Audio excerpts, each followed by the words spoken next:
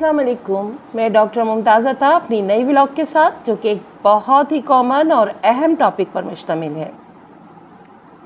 दोस्तों, आज का टॉपिक है एंग्जाइटी और टेंशन यानी स्ट्रेस। यकीनन मौजू का पता चलते ही आप लोग आज की व्लॉग की अहमियत और अफादियत का अंदाज़ा लगा चुके होंगे।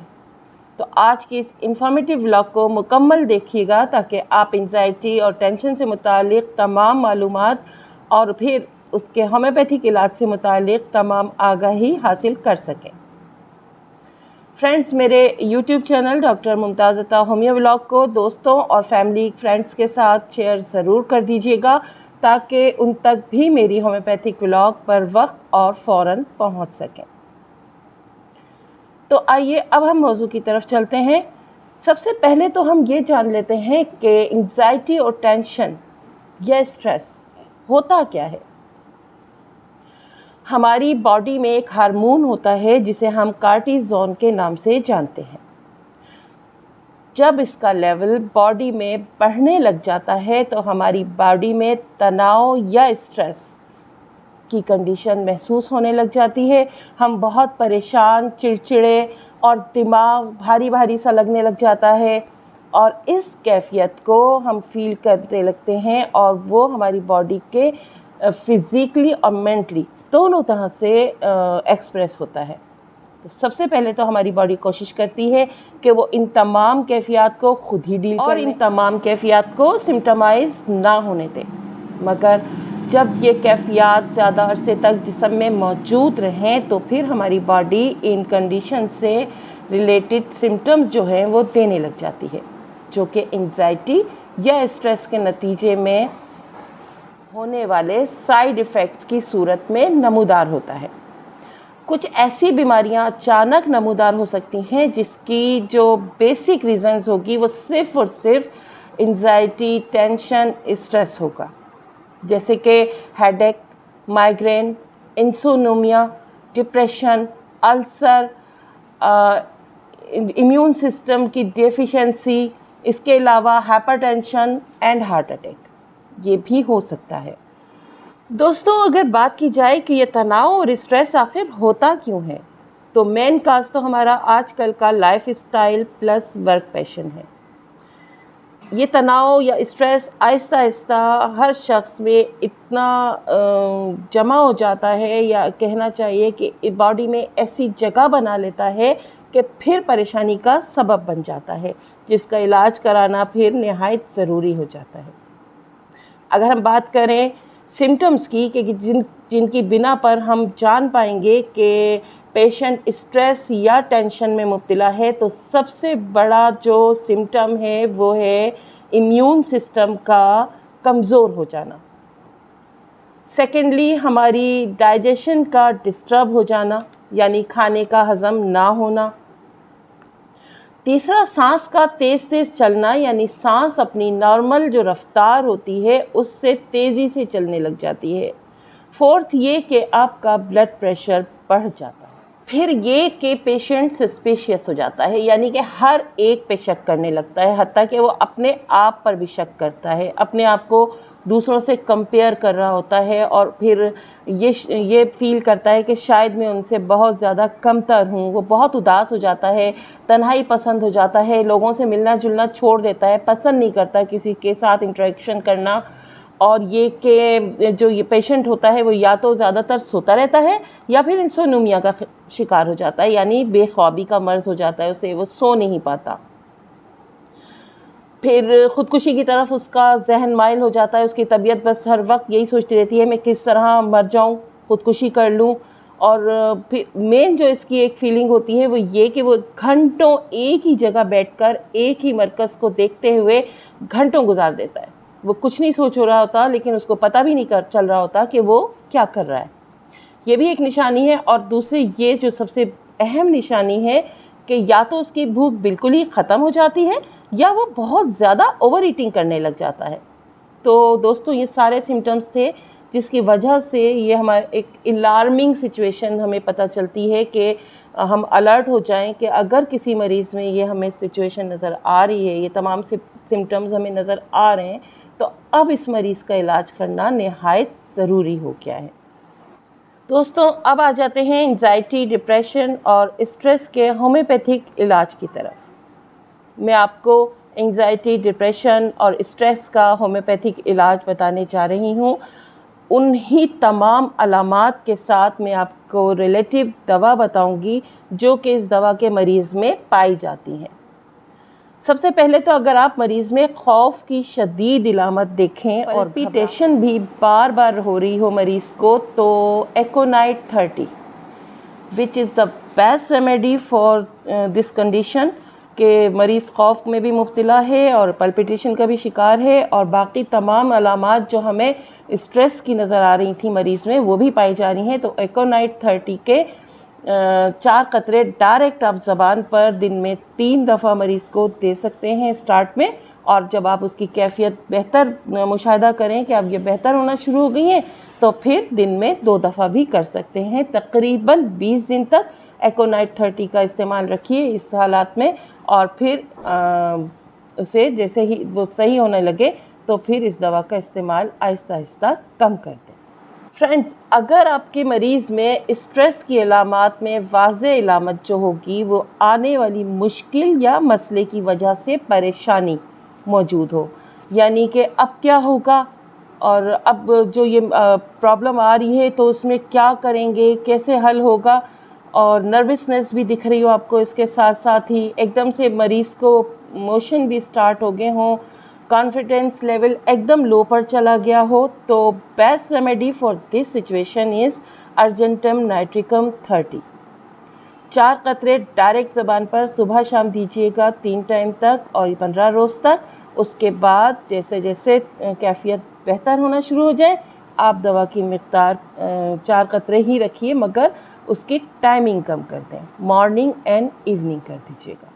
फ्रेंड्स, अगर आपके मरीज़ में इंसोमीनिया यानी कि नींद का ना आना पाया जा रहा है, यानी वो बेख्वाबी के मर्ज़ में मुब्तला है और साथ साथ उसको कोई बिज़नेस प्रॉब्लम भी मौजूद है उसके साथ, और वो एंजाइटी और स्ट्रेस में सिर्फ़ और सिर्फ अपने कारोबार और उसके लॉस के मुतालिक ही सोच रहा है, ना वो अपनी सेहत और ना ही वो फैमिली और फ्रेंड्स को तवज्जो दे रहा है, तो फिर ऐसे मरीज़ों के लिए बेस्ट रेमेडी है ब्रायोनिया 30। 4 कतरे दिन में 3 दफ़ा ज़बान पर डायरेक्ट दीजिए और इंशाल्लाह बहुत ज़्यादा जल्दी आफाका हो। इसके अलावा अगर एंजाइटी के मरीज़ में स्ट्रेस के साथ साथ बहुत ज़्यादा जज्बातीपन पाया जाता है, मींस बहुत जल्दी पेशेंट इमोशनल हो जाता है, और एंजाइटी में डर का अंसर भी मौजूद है, यानी कि अगर कोई इंटरव्यू होने वाला है या एग्ज़ाम्स आने वाले हैं किस स्टूडेंट्स के, तो वो बहुत ज़्यादा घबराहट और नर्वसनेस का शिकार है और उसके हाथ पांव ठंडे पड़े हुए हैं कि क्या होगा और कैसे होगा, बहुत ज़्यादा वो नर्वसनेस फील कर रहा है। तो जलसीमैम 30 is the best remedy for this situation.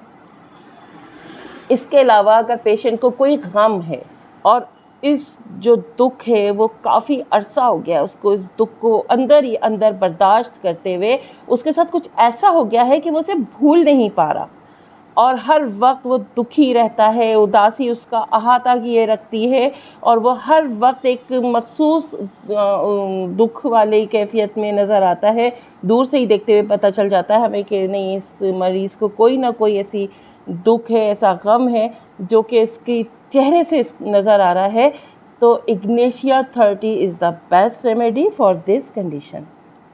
Ignatia 30 के 4 कतरे दिन में 3 दफ़ा आप मरीज़ की ज़बान पे डायरेक्ट डालिए और जैसे जैसे मरीज़ की कैफियत बेहतर होने लगे, कम से कम ये 15 दिन तक 4 कतरे दिन में 3 टाइम्स अ डे देना है, उसके बाद 2 टाइम्स अ डे हमें कर दें। इसके अलावा दोस्तों, अगर कोई मरीज़ आपको आकर बोले कि मैं ख्वाब में कुछ ऐसा देखता हूँ कि जिसकी वजह से मैं एकदम से परेशान हो जाता हूँ, एंजाइटी में चला जाता हूँ, मुझे नींद नहीं आती और मैं ना एकदम से फील करने लग जाता हूँ खौफ, डर, यानी तमाम सिम्टम्स उसमें स्ट्रेस के पाए जाएं और वो जो रीज़न बने, जो बेस बने इसकी, वो ऐसे ख्वाब हों जिनकी वजह से वो खौफ और डर में मुब्तला हो गया हो, तो उसके लिए बेस्ट रेमेडी हमारे पास मौजूद है नेट्रम म्योर 30।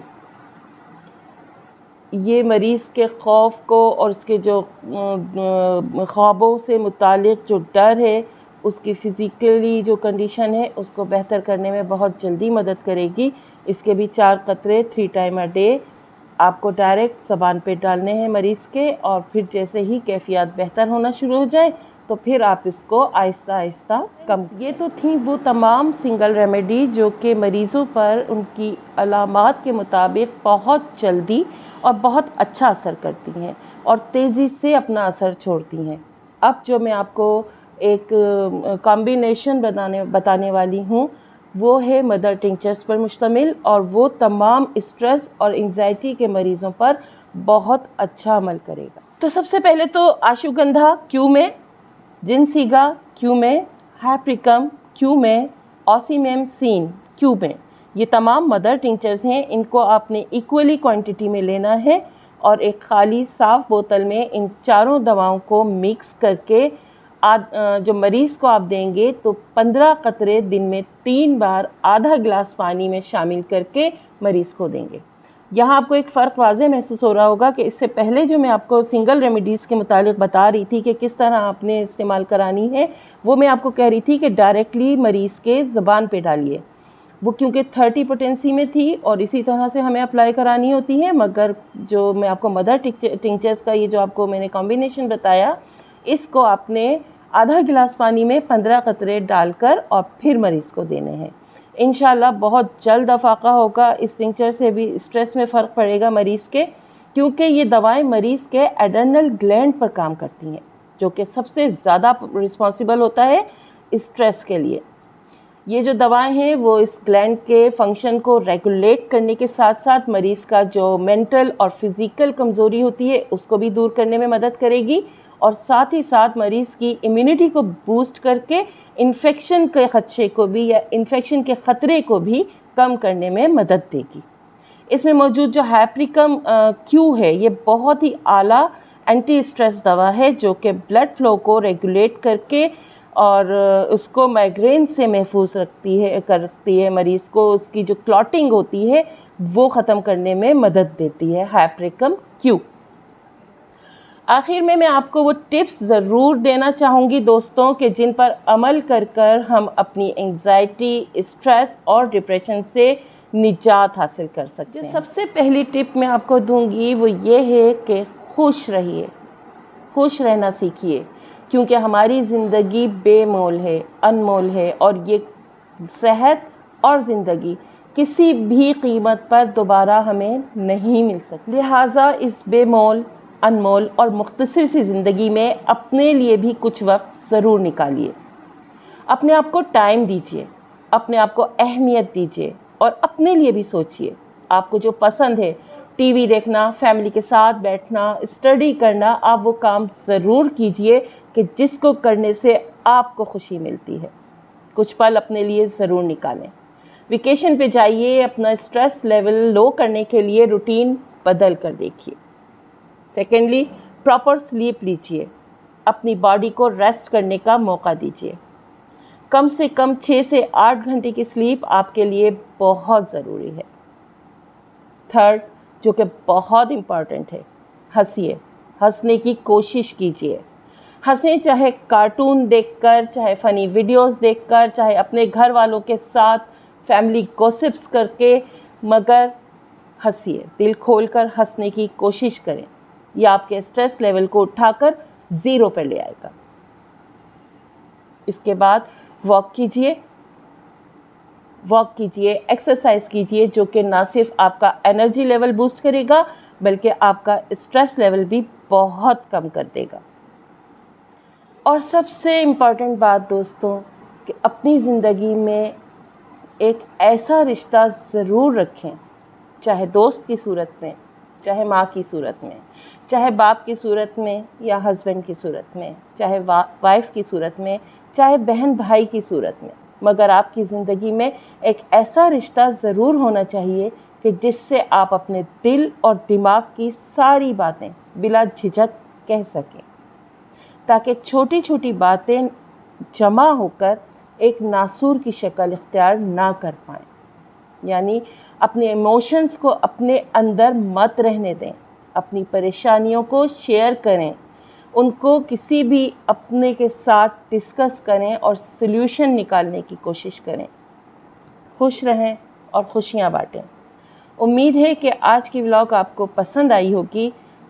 नेक्स्ट व्लॉग तक के लिए इजाज़त। अपनी दुआओं में याद रखिएगा। अल्लाह हाफिज़।